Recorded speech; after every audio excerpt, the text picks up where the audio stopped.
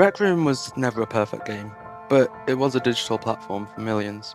Recently, the news we never really expected had been confirmed. On June 1st, 2026, Rec Room is closing up shop forever.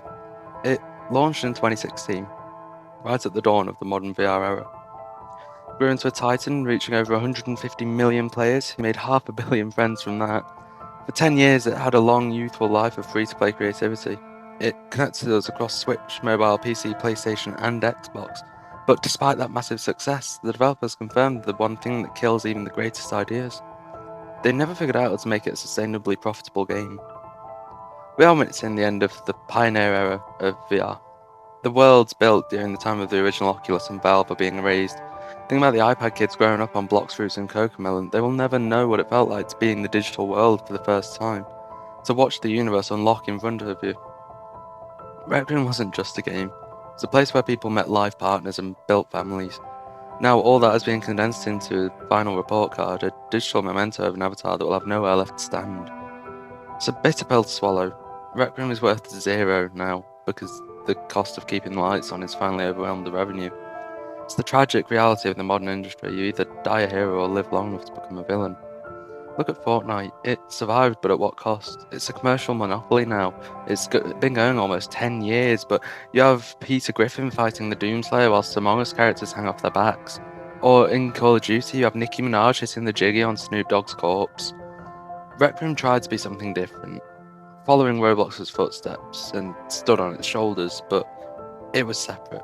It was something based on togetherness, and it's being pushed out the market by something that only values shovelware and the absolute bollocks that make a quick buck. The final blog that they put on their website mentioned broader headlines in gaming. It's essentially their way of saying an industry that has lost its way. Whilst Ubisoft charges £120, a game like Minecraft, which I bought on the PS Vita for 15 quid and have now played for over 600 hours, proves that games used to be about the player, not the paycheck. We're seeing the fallout of an industry run by executives who don't play the games they sell. It's like the McDonald's CEO who barely could take a bite of his own horse meat burger. They're feeding us digital slop and they're expecting us to eat from the trough. As of now, you can't make new accounts, you can't add new friends. On May 1st, you won't even be able to buy the tokens, and on June 1st at 7 PM GMT, the servers go dark. Rec Room was never just about the immersion. It was about the stories we told in Paintball, and the fantasy quests, and the golden treasure hunts, and the horrendous horror games that you could find by looking just a bit shallow into the many, many games there. They weren't just lines of code, it was a storage of memories that you're going to sit on for years to come, and it's going to last for longer than you'd realise. So I want you to sit and think for a minute. Do you actually have fun playing Call of Duty and Fortnite? For me, the answer is no. I don't like my creativity limited to the end of a muzzle. The Stop Killing Games initiative was triggered by the crew shutting down, and whilst raised red flags, we're still losing our history. If you have a favourite game, raise awareness about it. Prove it's worth keeping alive, or else it'll end up in the same situation that Rec Room's ended up in now. Dying after a legacy that people won't forget for a long time. To the developers and the players who spent a cumulative 68,000 years in this world, thank you.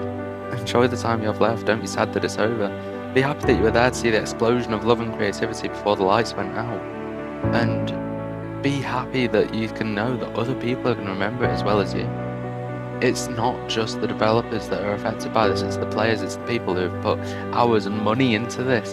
It's things now lost, it's time now lost, and it's nothing to do with the developers, it's to do with the fact that they can't sustain what they've got. At the end of the day, Rec Room was free to play, and there was never an initiative for people to have to spend money on it. It was always had the idea of linking people and letting anyone, any class, any race, any sex, anything to play together.